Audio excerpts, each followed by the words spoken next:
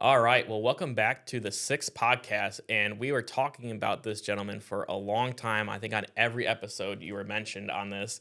And so you'll see him here in 1 second. I'm going to bring him on. But, thank you for coming back. We've had a little bit of a pause.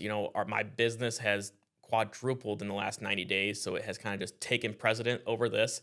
But thanks for always tuning in, listening, sharing, and viewing. But without further ado, I want to bring on Nick Theodore himself, the man who got me into this business. So grateful for everything he's done for me, and I'll get into that a little bit deeper. But this man has changed my life. So welcome, Nick. Thanks, Brady. And man, you're not kidding when you say quadruple. That's not a metaphor. You have been smoking it lately in the business, and hey, you've been working hard, and you get the benefits of it. Congratulations. Yeah, exactly. Well, I wouldn't be able to do it without your system. So Nick has been able to design an awesome 7-step program that we really use to be able to get. Whether you're a new agent, unlicensed agent, licensed agent, or you've been in the industry for 60 years, right? And maybe you had the highest success, but we can bring you in, plug us into your system as long as you have an open mind and be able to go from that step to that. So I know I got started. I was in the telecommunication business during COVID, lost all that, got sick, had to move in with my grandma in her basement, and then stumbled into Equus, and then stumbled into your group somehow. I always wonder that. I never like. There's so many groups within Equus. How did I get with the Theodore group? But I'm so grateful every time. So Yeah, well, we're happy to have you here, and it's great to have somebody who's a young person who has a lot of dreams and desires to really be in the group and be one of the leaders. yeah, well, you're the one that has encouraged me to become a leader. So, Nick. So some things I want to do and go over real quick while we're doing this is kind of your story. A lot of people I don't think know your story, but as I've gotten to know you, almost it'll be 4 years next November of doing this business and knowing you. But how you got into the industry, I think a lot of people are always curious. Like they see you making multi seven figures, living the best life ever, but they don't understand what the struggles were getting there, right? I know you've had a couple businesses before this, then you got into this. So I guess start kind of from the beginning and then we work our way through that. Sure, yeah. So the funny part how we got into this business is we were a client needing insurance. Oh, goodness. Right? Yeah, I know. Which is kind of crazy compared to where we were from. But my wife and I got married in '89, and a year later, she was pregnant with my son. And so, very quickly in our early 20s, we had one child. We decided that we really like we have a lot of principles in our life, and one of the principles is neither one of us just likes working for somebody else. you know and like we wanted to be our own boss, and so we investigated a few businesses early on. They really didn't have enough profit margin, they didn't have enough freedom. And then after my son was born, I started to work at a flooring company, sanding, refinishing hardwood floors, and it was very physical. I loved doing it. It's very gratifying. And then I decided to open up our own company after I kind of reached the top of their pay scale, which wasn't nearly enough for what I wanted. And I remember having a conversation with these people, and like they were flabbergasted on why I would leave. And I said, well, they said, why do you want to leave? I said, well, I want to work less and make more money. And they just laughed at me, you know? Exactly.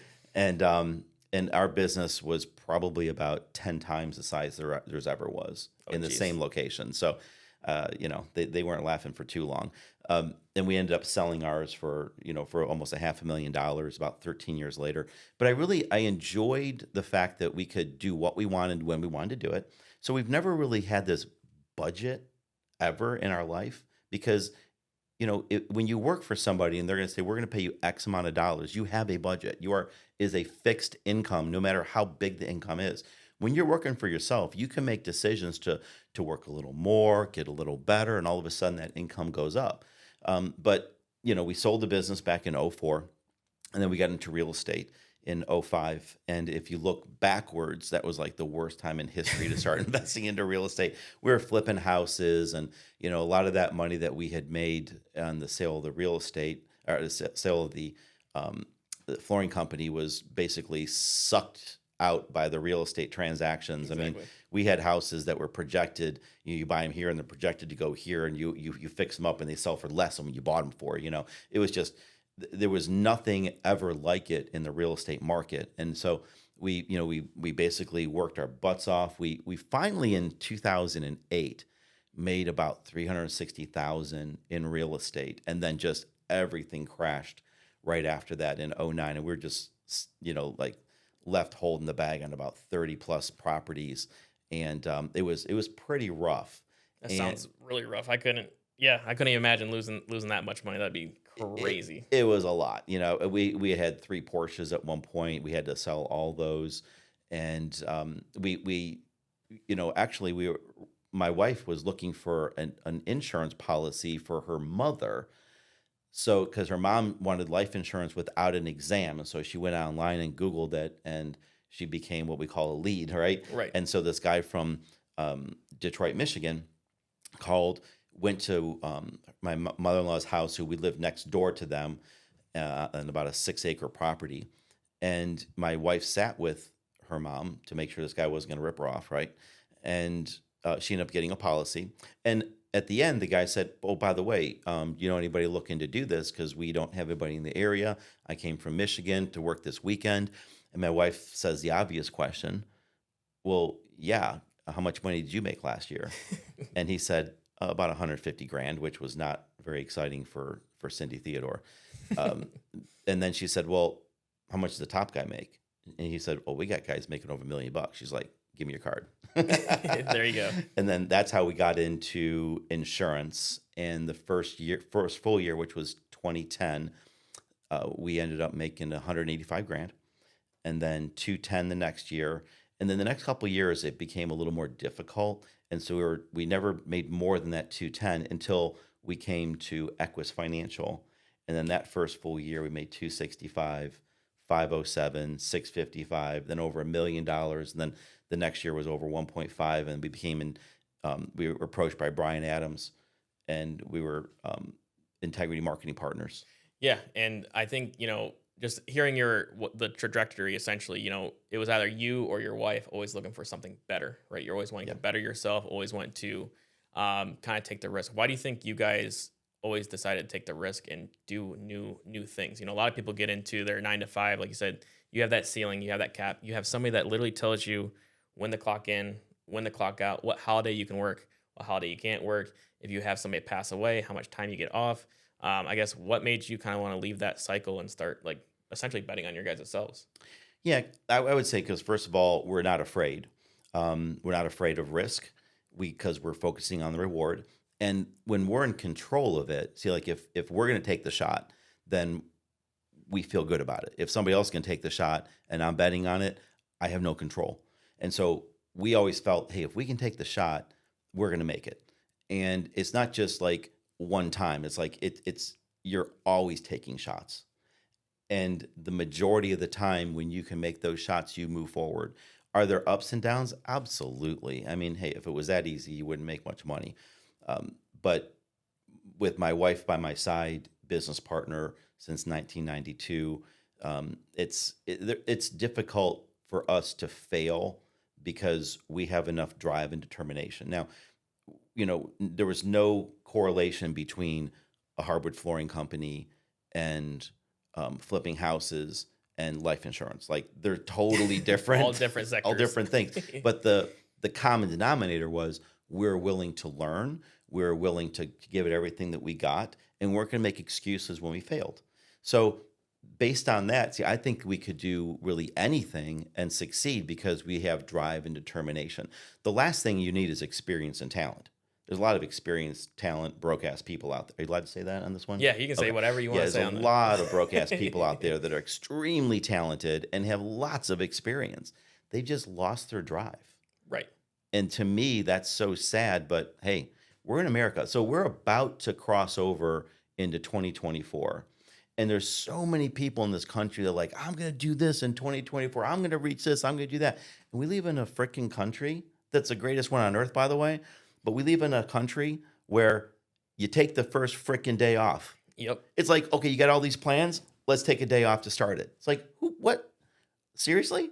Let's take the day off. Most people with a hangover and think you're going to accomplish something in this world.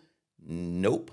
Not going to happen. Yeah, I mean, I know we were on a call. Actually, it was just yesterday or the day before, and you were talking about the same thing about goal setting and everything like that. And I think I even put on the chat, we sat down 2 months ago Yep. to go over my goals for 2024, right? Because if I'm there could have been somebody that started 6 months ago for starting to do 2024. I want to make sure I at least have the best advantage possible, even over that person, to be able to gauge that. I feel 60 days is plenty of time to be able to get those goals started. And, we were able to do that. And now we have this huge push that I can't wait for the next 90 days. It's going to be insane, I feel like. I think 2024 is going to be, if you want to and choose to, it can be the best year of your entire life. I mean, everything is working towards this huge incline to be able to do what you want, right? The economy, a lot of people, don't maybe have the money right now to do extra things. They're struggling. I think that's one thing I really love about the pressure of the economy and how much things are costing, because it's pushing individuals to have to find different avenues, right? I don't think if there's that push, like you guys have that push, right? You lost the money during the thing, then you're looking for a new opportunity, right? And I think people need to start looking at it as a positive of all the negative stuff that's going on right now, and not care and just push towards the next goal. I think there's too much of a victim mentality, too much enablement with most people. I was literally just I don't watch the news. I never turn the news on, but sometimes in the car I'll listen to that NPR, the Mhm. National Public Radio, because at least it's not slanted into a political situation. And they were saying that I guess California's it's gone up like 10 times. I'm sorry, it's doubled in the last 10 years their energy cost.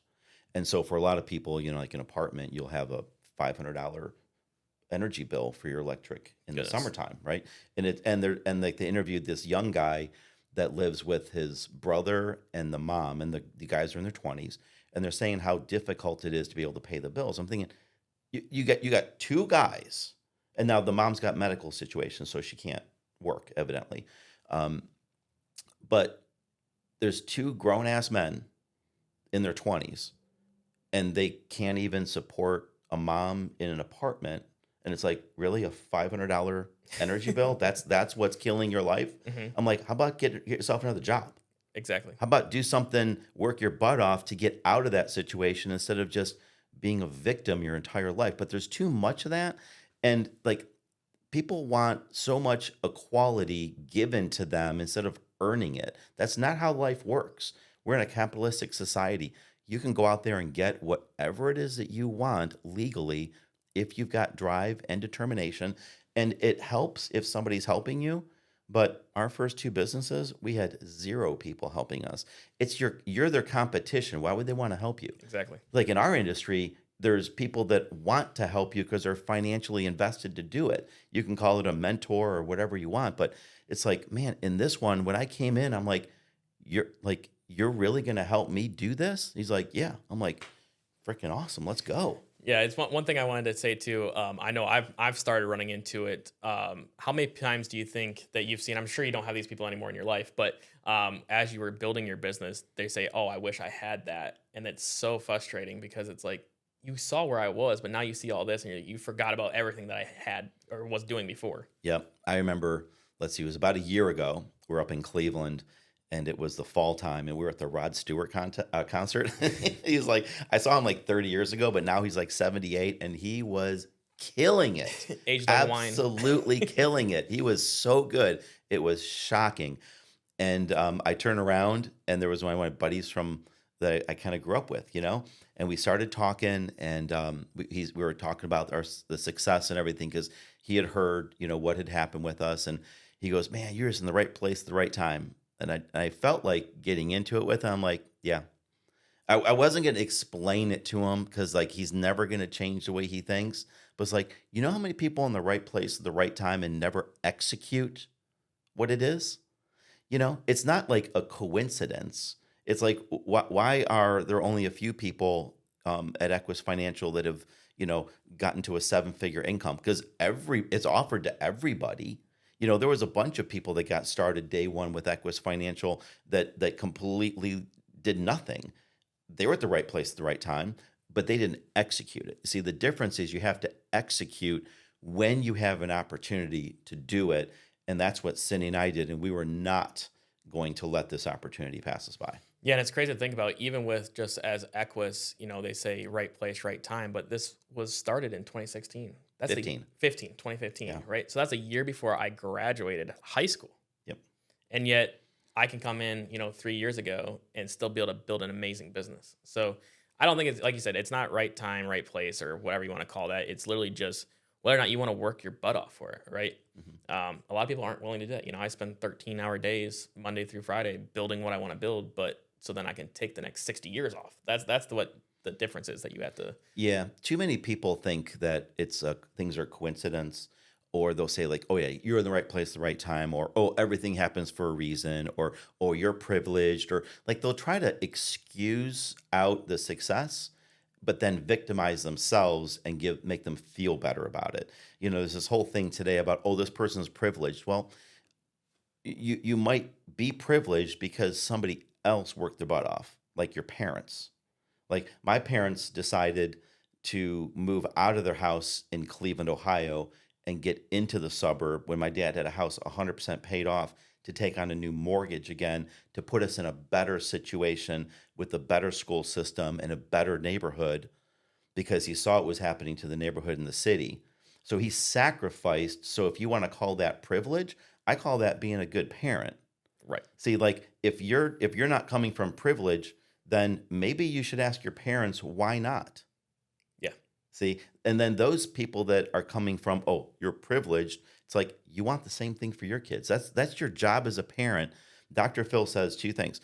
Your job as a parent is prepare children to become adults so they can function and have a shot for a better life than you. Exactly. Yeah, you always want to be pushing the people forward, not just staying stagnant. I think, I always have to go back to Iowa because that's where I'm from. I mean, you look at individuals, they're still stuck there. They're stuck in this endless loop. I mean, it's crazy when I go back. I'm like, you're still doing this? Like, what is going on? And then they don't like me because I always say, they're like, yeah, it's cold up here. It's your choice. Right. Yeah, I had to sacrifice a lot to move to Florida. Like, it wasn't just given, right? Mhm. I mean, I know you were part of that that struggle when I was first getting started coming down here. I mean, I did this part time for a month and made the decision to pack up my car and sell everything and just take a chance, Right. right? This isn't East Berlin in the 60s. Like you're not stuck there and you're not allowed to leave or you get shot. Like if you don't like where you live, you don't even need to do anything to change. Like you can go to a different state, different part of the country, and the worst you have to do is like update your driver's license. Exactly. You know? And so but here's the thing. Victims love things to complain about. Even if there's nothing there, they'll complain about the weather. I remember when Betty White died, maybe a year ago or something like that, Hmm. and fantastic actress, beautiful person. And I was going through Publix, and it was one of those magazines that was right there that Betty White dies at age 99. And I just told the cashier, I said, "Oh man, 99, she didn't get cheated." "Oh no." This cashier says, "Oh, she did get cheated. She didn't get to her 100th birthday." I'm like, it's for some people, you just can't find the good in anything because if she would have made it to 100, it would have been, "Oh, she didn't make it to 101." Right. Or then so some people just can never see the good in anything and can't be happy with it. And as you level up in life, life becomes more like really a pyramid shape as you level up in it. There's less people in the 1% than in the 99%. Okay, that's just like it's just going to work that way. And so when you level up in life, be prepared that some people you'll have to spend less time with or no time with because they may not be happy for you. They may not be happy about your success. In fact, most of them will be very jealous about it and envious and even hateful at some point. And guess what? Those people aren't good to be around. See, I learned a long time ago, Brady, that if you can't be happy for somebody else's success, you'll never have your own yourself. Exactly. And then, I don't know if it was a book or maybe you had told me it, but I was having a lot of, thinking I was being selfish, leaving those type of people or leaving those conversations essentially. But then, I don't know if like I said, I don't know if it's you that said it, but the selfish part is those individuals that were encouraging you to be better and be more successful. Because I know me personally, I was like, well, I can help you. If you want to do this, you can do it, right? I don't care if you do it or not, but this is what's working. This is what the opportunity is. And if you want it, come grab it, right? And then it's always like, oh, I can't take a test. Oh, I can't make a phone call. Oh, I can't talk to people and do this. I'm like, you're talking to me right now. What's the difference? There's no difference at all. Like, if you can talk to somebody and I'm like, you have friends, right? Well, how'd you make those friends? Well, I talked to them. Okay. And then you look back, how many people from high school are you still friends with? But you still made friends with them at some point, right? And created that connection. So that's literally it. Like if you're willing to have those conversations, ask questions too. That's the biggest thing. Um, It is amazing. People pay so much money for their phones. They get the newest, the best one. They spend a lot of money on that. They finance it over a couple year period, and they have a monthly plan. Most people spend like at least $100 or so a month on their plan for a oh, phone. it's way more than that. Way more than that. I used to be in the business way more than $100. Yeah, maybe it's a flip phone era, but they won't use that phone to make themselves $1 million. That's the crazy part. And most people use the word can't way too often because they like if we say, oh, you know what, we got a meeting, we got an Equus conference coming up here on March 7, 8, and 9 in Orlando. Oh, I can't make that. It's like, no, no, no. The words won't. There's like 178,000 words in the English language. Let's use the right one. It's not can't, it's won't. Because if there was a $10,000 check sitting there on the seat for you, you'd make it. It would be like, oh, no, sorry, I can't make it. It's like, yeah, you could. You would absolutely make it. But see, people will limit what they're willing to do because they don't believe in themselves enough. And that's probably because they're doing what everybody else does. They'll like literally last night, my wife and I got a text from her cousin. And she says, are you watching the game? Now, this morning, because we were already sleeping in bed, she woke up and she said, oh, I got a text from Kara. And she said, are you watching the game? She's like, what game? I said, and keep in mind, this is like December 20, was it 29th right now? Something like that? Yeah, 29th. Okay. And I said, I mean, I know there's bowl games the end of the year. Maybe Ohio State was in a bowl game or something like that. Right. I really don't know because she's from Ohio. And then she texted Kara back, and it was a Browns game. I'm like, oh, it would have been Thursday night football, right? Because it's like it's not just like football on Sundays anymore. It's because I remember growing up, it was my dad would watch the game if it was sold out because otherwise they would black it out on the TV. This is back when there were 3 stations and one a UHF station if you got the bunny ears right. Right. And so it was like there was one opportunity to watch a football game on a Sunday. And then it became 2 games on a Sunday. And then it became Sunday night football as well, Monday night football, and Thursday night football. And now they're even playing some NFL games on Saturdays. So like most people will sit there and watch a bunch of other dudes. And again, hey, if this is what you like, go for it. But they'll watch a bunch of other dudes running around with a bunch of other dudes chasing a ball around a field in pants that, in my opinion, are a little bit too tight, and root for those guys and like have a jersey with some other guy's name on their back, and then asking their wife to go make them some more chicken wings. It's like that's really what American men have come to now. Like you're pretending to be somebody else because your life sucks so bad. And if God forbid they lose that game, you're a beast for the next 7 days. Yeah. It's like, that's what it is. So it's like, we didn't even know they were playing, let alone give a crap. Now you might have hobbies. I have a hobby. I got some race cars. I got a Porsche GT3 and I got a Lotus Evora S. And I go to the racetrack and I race those suckers myself. I don't like watching other people do it. I like to do it myself.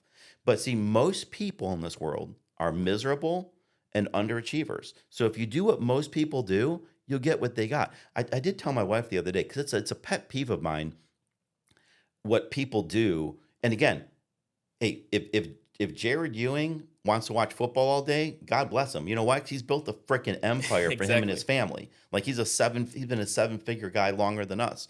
But if you're underachieving for your family and then you're doing all this other stuff and dreaming about being some other dude, I don't appreciate it. Like I don't respect it. I don't understand it.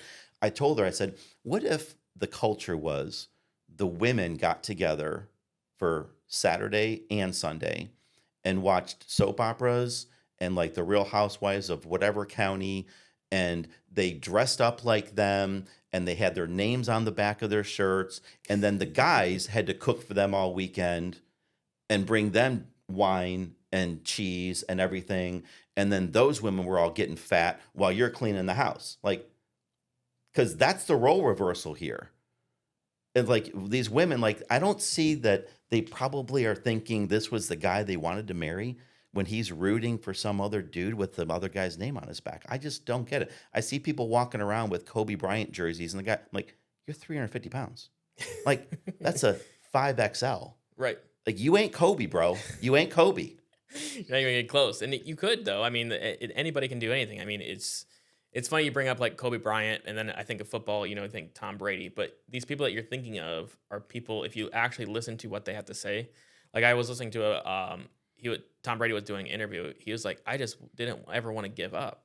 So he was always just in there working more than the other person, going in and doing the extra stuff. And people thought he was crazy the entire time because he was the last one to be picked every time. Ended up being, I think he was a backup or something, and then became the best. Right? Yeah, he didn't even start. He didn't even get a start until Drew Bledsoe got injured.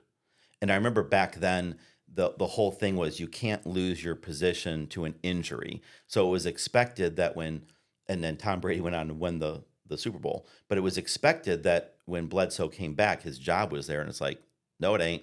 This other kid, he outworked you. And here's the thing, you got three things that'll make you money: your attitude, your work ethic, and your talent. You control two of those. You control your attitude, you control your work ethic. Talent is developed. Yeah, I definitely, I don't, I always think like, what was my talent? I don't really have any talent. I just have the talent. The only talent I could come up with is I'm willing to outwork anybody and anyone. With a good attitude. Yeah. See, those two things will make talent. And most people just think, I got to get the talent. It's like, but if you don't have a good attitude and you don't have good work ethic, you're wasting your time. Yeah. And then the other thing too, the biggest thing you can be scared of the dark, you can be scared of this, but my biggest thing I'm scared of is being in the same position a year from now. Right. That's terrifying. Oh, it's absolutely terrifying. I'd never want to be in the same. Could you imagine, like, yeah, I live a great life, but I don't want to be here in a year. Right. I would be miserable if that happened. Like, yeah, I mean, we had growth this year, but I'm still like, man, I could have done so much more. Right. Mm-hmm.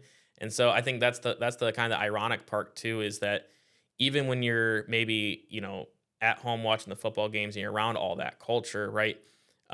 You're blaming yourself or not happy about it, but it's no different when you get up to the level that we're at either. You have people that stop at making $100,000 a year. They get complacent. They're okay with that, yep. Right? And that's okay if they're okay with it, but are they going to be in the next 30 years? Are you going to be happy about yourself in 30 years? I forget who the guy is. He's in like all the movies. All the girls think he's like the hottest. He was in Interstellar. Matthew McConaughey. He says, my wife does not think he's attractive whatsoever. No. But she also doesn't think she doesn't like Brad Pitt or Johnny Depp either. Well, that's why she likes you then. He said, somebody asked who his hero is. And he said his biggest hero is himself in 30 years. That's who he's striving to be, is himself 30 years from now. That's who he wants his hero to be. So Are you going to be happy with yourself in 30 years with the way that you lived? Or are you going to sit around playing video games, watching football, and do all that? Everyone's like, well, you're in your 20s. You want to live it up. Why? Why would I live right now when I still have 60 years? If I want to live now, that means I plan on dying it when I'm 35.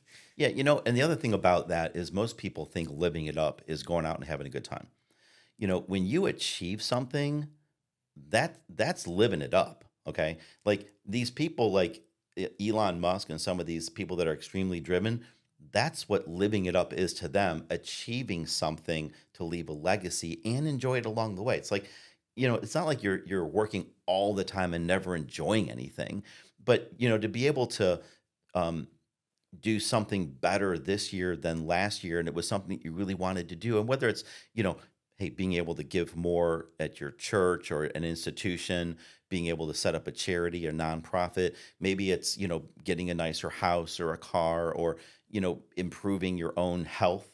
Hey, improving your health costs money. Be clear on that part. A lot. Yeah. And so like all of these things don't just happen because you're existing. And most people think that seniority means something because we've been conditioned by employers to think so. However, it doesn't. Just because you're here another year doesn't make you any better. It just means you've existed another year, which is literally the least accomplishment for anybody. You've just existed another year. Yeah, almost everybody else has too, by the way.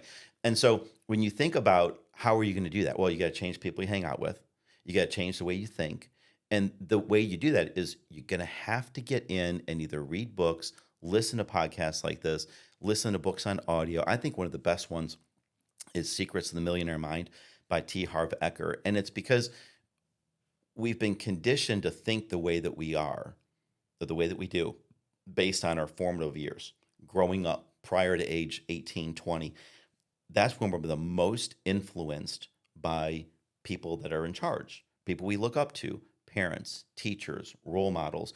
If you think back to, why are there so many muscle cars from the 60s that have been sold for exorbitant prices these last decade or so? Well, it's because the people that grew up during that time period got successful enough that in their 50s and 60s and 70s wanted to buy those cars again to revisit their youth.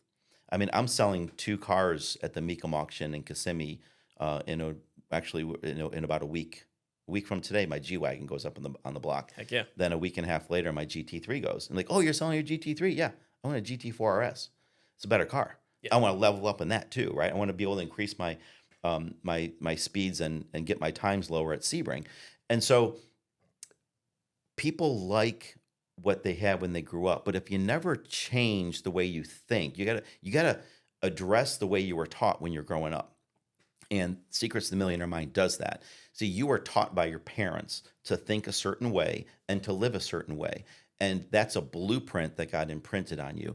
And if you don't challenge it for what you want, see, if you have a blueprint where you grew up as a child in the Depression in the 30s, okay, the Great Depression in the United States, you didn't throw anything away your entire life. And that's why we have hoarders that from that generation, or their parents went through that time period like my grandparents did, and then they taught their children, don't ever throw anything away, because as good as everything looks, it can all fall apart in 24 hours, because it did. And so those people realized that could happen. See, I grew up, I remember sitting in the kitchen table growing up, and my dad says, finish what's on your plate, because children in China are starving. I'm like, what Sounds like a China problem. Yeah, yeah. I'm like, okay. First of all, China's like on the other side of the country, and we're not giving this food to them. But it was, see, they were raised by people from the Depression, so you didn't waste anything. They repurposed things, and so if you don't ever challenge the way you were taught, you're gonna still think the way people did 100 years ago. Like they say, oh, breakfast is the most important meal of the day. No, it's actually not. Mhm. If you were like 90% of the country were farmers back then, and you needed to consume at least 3,000 calories, or you were passing out because you were starting your day at 4 o'clock. So Exactly. it was the most important part of the day. But if you go work in a cubicle, you probably shouldn't eat it at all. Yeah, that's funny you bring that up because, and you brought it up, like losing weight and stuff. I've been on that journey for the last 90 days. You look great, by the way. Thank you. I appreciate it. So I think I'm down like almost 67 pounds. And the But camera's adding 10 pounds. But I'm yeah, telling you, guys looks great. exactly. So, but it's just funny because everyone's like, well, because I do intermittent fasting, right? But if you look like biologically how we're made, like if you're not burning all those calories, you don't need to be eating them. Right. And then, so I do intermittent fasting. So I do 23 hours and then only an hour window where I eat. But I can eat whatever I want during that hour. So it's easier for me because I had eating issues with eating a lot I like food a lot. So, but people just don't want to accept that. Like, I can't go 23 hours without eating. Well, have you tried? Right. You can do anything you want to do. And then being able to just take that the next step further and then eating healthier, right? And then stopping soda. And then like people just said, it's not that you can't do it. You don't want to do it. That's Right. that's the biggest difference there. And not only that, you look back, cave people didn't eat every day. Right. That's where we're biologically from. Right. We're not grazers. We're not No. we're not grazers at all. In fact, I first heard about intermittent fasting from John Kite at an Equus event. And he just dropped that in there about being self-disciplined and things of that nature. And so I started thinking about it. And I remember Matthew and Kelsey Weiner, they ended up doing this thing. It was called Code Red, and it was about intermittent fasting. Mhm. And then Cindy and I did it, and then like works really good for us. And so I probably at least 5, maybe 6 days a week, I'm just going dinner to dinner, Yep. and it helps out tremendously with me. I feel better. And so the thing about it is that like when somebody who is at a better station in life than you says something, it's probably a good idea to give it give it some thought because, John looks great. I think just turned 56 years old. He's been an I don't inspiration even to tell. me He for a looks way younger long than that. time. Him and Kim are great people. They've now become, integrity marketing partners, or, they're millionaires, and they've got a great life. But see, John, he changed his life long before the money got there. And you have to attract things into your life. And if you don't, they're never going to get there. So you got to act like a millionaire before you become one. Brady, I want to ask you a few questions. You talk about going out to dinner. You think about the dinners and the restaurants you get to go to today versus say just like 3, 4, 5 years ago. Because you'll go to like, Chops, and it's like an a la carte place where the steaks are like 80, $90. Like, how has your life Is that how much they changed? are? I don't look. I don't even look It's, either. But sometimes it's kind of funny because, like, oh wow, this Wagyu is $33 an ounce. mhm. And it's like I'll get 8 ounces. Yeah, exactly. Man, the that's the nice thing about, people are like, well, you have all this money, why don't you do this? Because I need to live a little bit. I grew up not seeing any of this stuff. I know we've gone out a lot, and I'm like, what is this? How does this work? What is this butter? Like, Right. how to use this knife? All that kind of stuff. But and you guys thought it was funny, thank goodness, and I was comfortable enough to be able to ask you guys those questions. But yeah, I mean, it's the food that we get to eat now is phenomenal. Yeah. Instead of thinking about, okay, I gotta eat today, I'm gonna go to McDonald's or Burger King, and it's like now you get to go to these fantastic restaurants like Ruth Chris and Chops, and then you'll go and, like, treat some people that you like as well.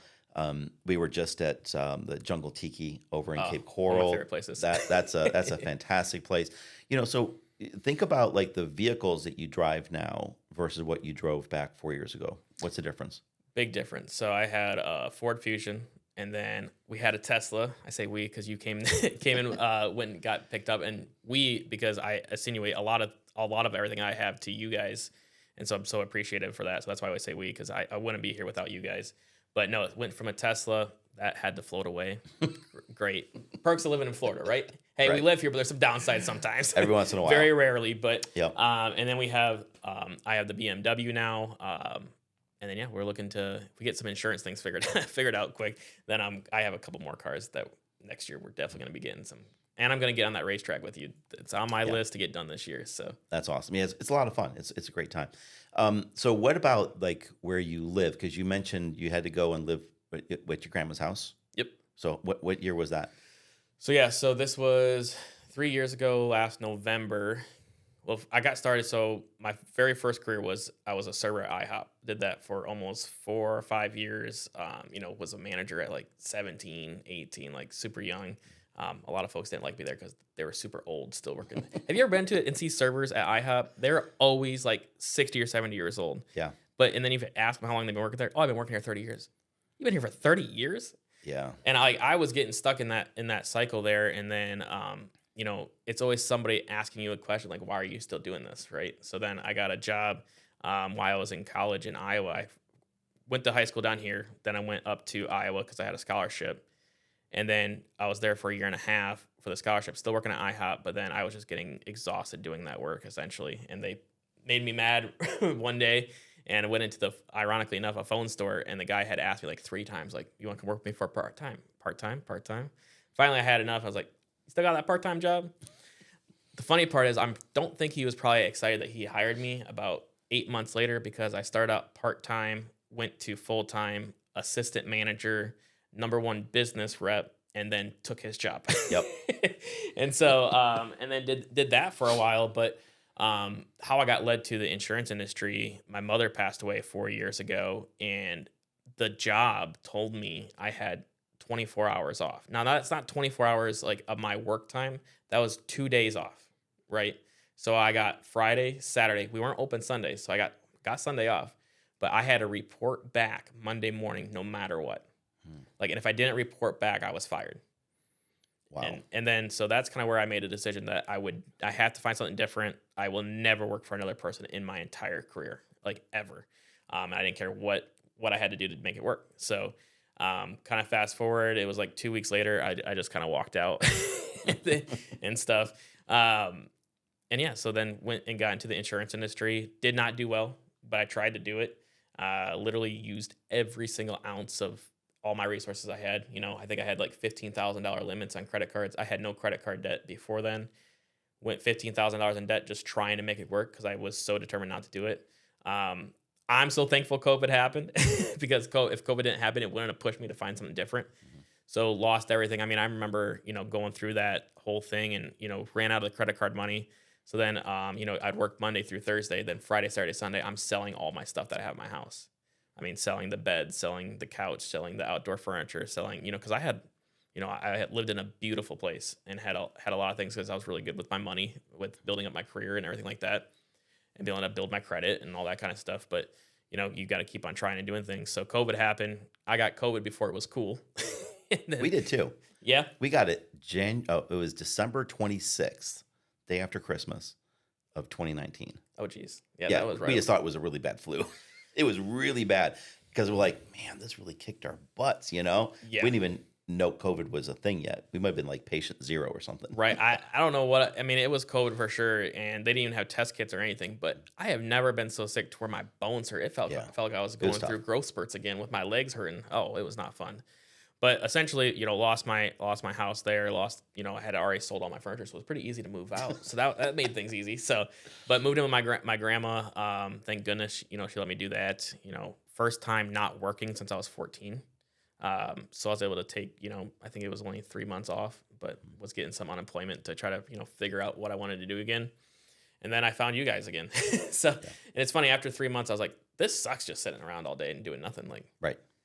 I couldn't do it. So ended up going through and, the funny part, I was looking for another insurance license because I had my health license, but I was like, I need to get my life license, just to be more adaptive to other insurance agencies. I didn't know where I was going to go with it. And I knew of a discount code. And I was like, I just need to find a company where I can get that discount code. I don't even need to work for them. I just need that code. Because after I got the code, they can't do anything. Right. And so it was funny. Not accepted a position. I got my discount code the day I accepted a position back at telecommunications. And I was so upset because I was like, I told myself I would not work for another person again. Thank goodness the person that did hire me, and I think the only reason why I accepted it was they were just so nice. They're like, well, you have all this experience, you know how to do this, like, you just do your thing. Like, as long as you're here, X, Y, and Z, you can pick your days you want to work. You're at this commission level, just do your thing. And they were happy because I was a powerhouse when I sell. Mm-hmm. And so was able to increase their numbers and, didn't have to worry about anything. I mean, I think she was the first manager. We never butted heads, I don't think. Wow. Which is rare for me. Mm-hmm. Like, we don't get along if I'm not the boss.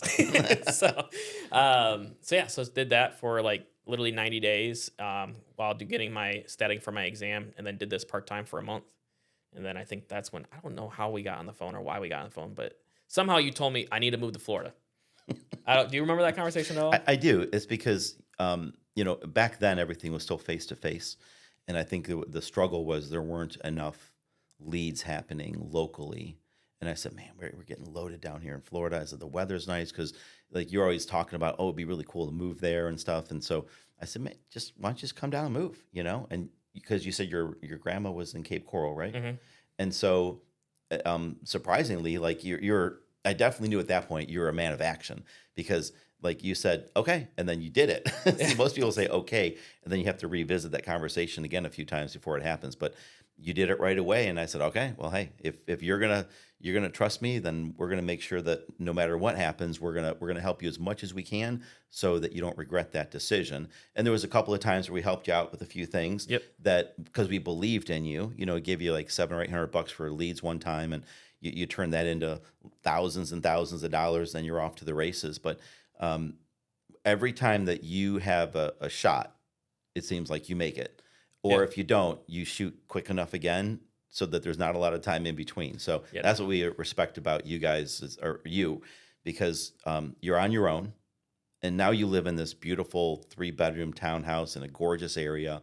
It's brand new. We're talking about you moving, to even a nicer place. And again, like, some people might listen and say, oh, it's really materialistic. It's like, no, we live in America. Yeah. We're not a communist country where no matter what you do, you get the same equality as everybody else, which is shit, by the way. It's like you see, like, nobody looks at these communist countries and says, wow, I want that. Right. Why? Because everything is bland.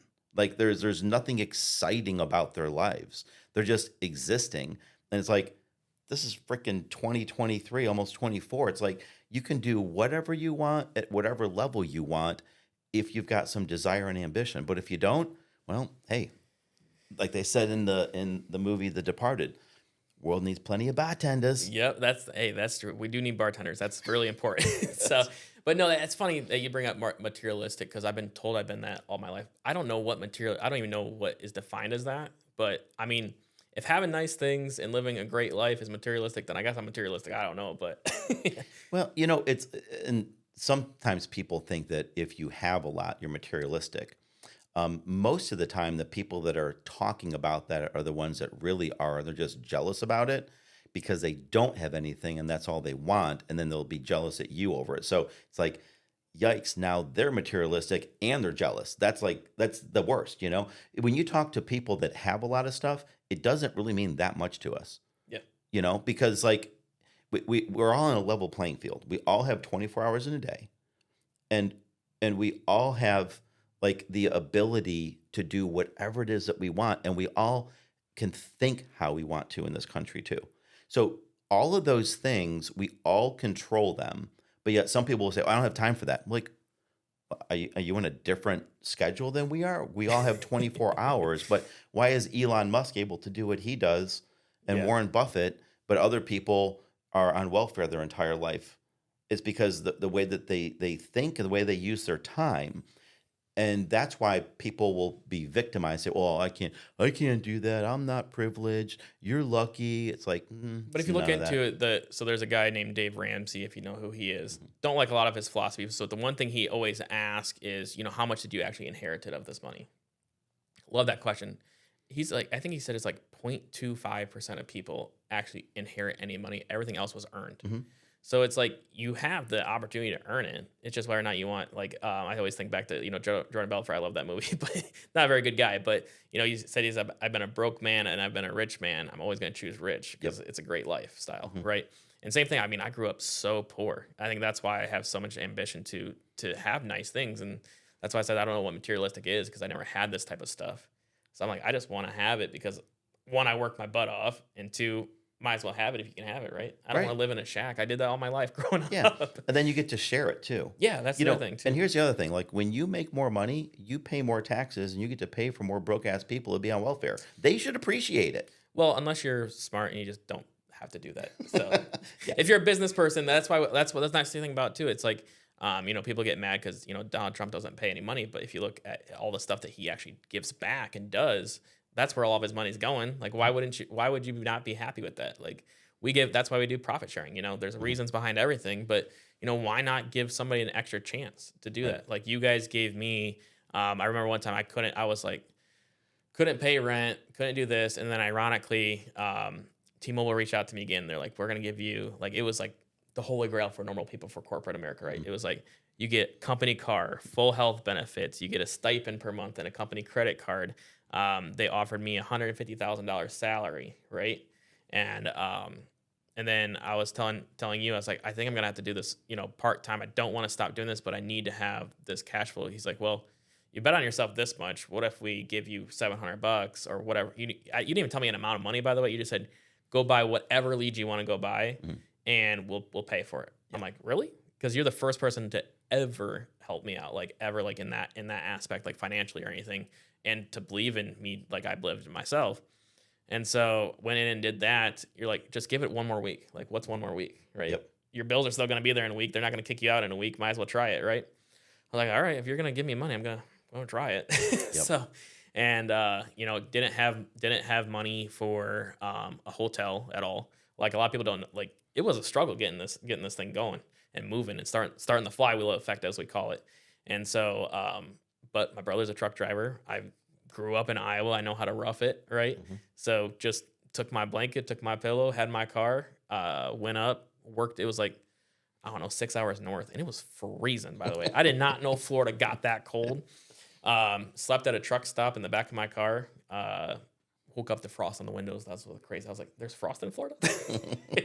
But yeah, I mean, you just make it work. And then, from there, like you said, was able to, I think, made $10,000. You don't even know this, but coming home, I still didn't have any money because I was still waiting for my deposits to hit.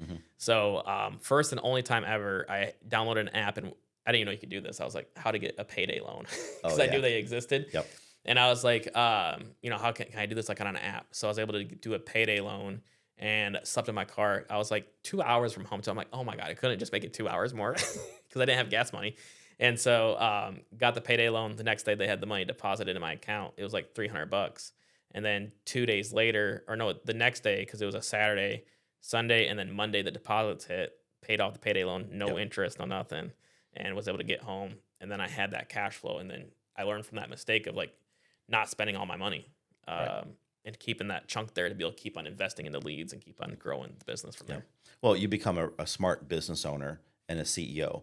And so we're super proud because, when we invest in people, we're looking for them to be the best version that they can be, right? We're not looking for you to be somebody else. We're looking for you to be the best Brady Driscoll. And we can see that you're leveling up and you're going to achieve some incredible things. And we're super glad to have helped you out. Yeah, I'm excited. So we're gonna have fun. So we're going on cruise. I'm giving away cruises next year. Who would ever thought I could give away cruises? Right. How cool is that? And then I think also, I was just telling you before we started the podcast too, a booking. I think it was like $3,100 something for a room for three days. Yep. Like thinking back almost 3.5 years ago, that was literally my monthly salary. Yeah. $3,000. That was literally how much I made a month. I thought I was making a ton of money. Yeah. But you'll be able to use this room at the conference for your team meetings, a little enjoyment, get some appetizers, some refreshments up there. It'll be worth it for you. And then other people can see it's like, oh wow, if I work hard, could I do this too? Yeah. And some people will appreciate it and go for it. Yeah, it's gonna be fun. We're gonna be able to, like you said, I already have a bunch of ideas, but I have a private patio. I've never had, you can do that with a room. Yep. So we're going to have some events out there and then do a couple podcasts. The room's so big, we can do a podcast. It's like having an apartment. So, you're just getting more things done. Yeah, it costs money, but the return on the investment is always so much more. So that's absolutely. And you get to share. You get to share that experience with other people, and you're spending the money to do it. That's given back, right? It isn't just like we're just greedy, hungry people wanting for us. Like we want to give back to people too. So. No, money's no fun unless you can share it. That's right. The only thing I don't want to be around broke people, but hey, we can help people get to make a lot of money, and then they have money, and then it's all great, right? Yeah. Might as well have friends with money. Yeah. Well, hopefully I can be on this podcast again in the future. Yeah, and I'm so grateful that we could finally, get on here. I know your schedule's super hectic, and your wife's amazing too. So you guys should see his dog. You just told me you're getting another dog, so I'm super excited for that too. So maybe we can have another dog play date. Yep, sounds good. Well, Nick, thank you so much for coming on.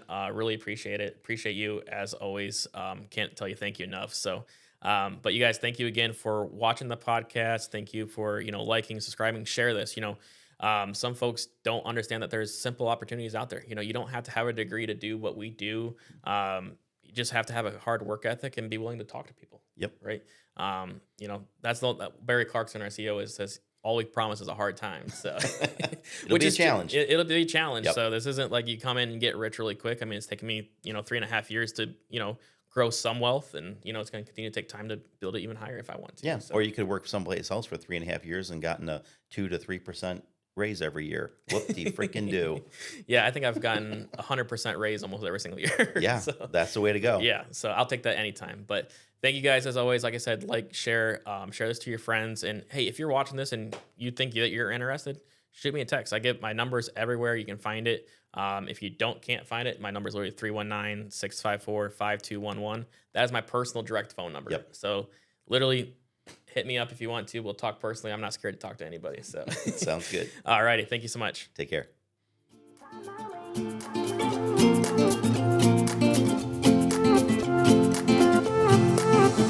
A new place, a new home. For a while, let me feel alive. Nothing to hold me back. Take my time, just enjoy the ride. A new man passing by. Life is good, best I've ever felt. Get me up, somewhere new, somewhere I can find myself.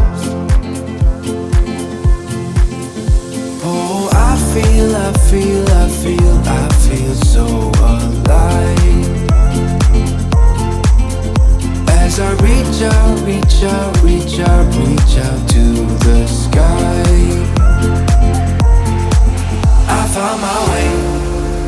found my way. I was in the dark against it all, but made it through the day, 'cause I found my way. I found my way.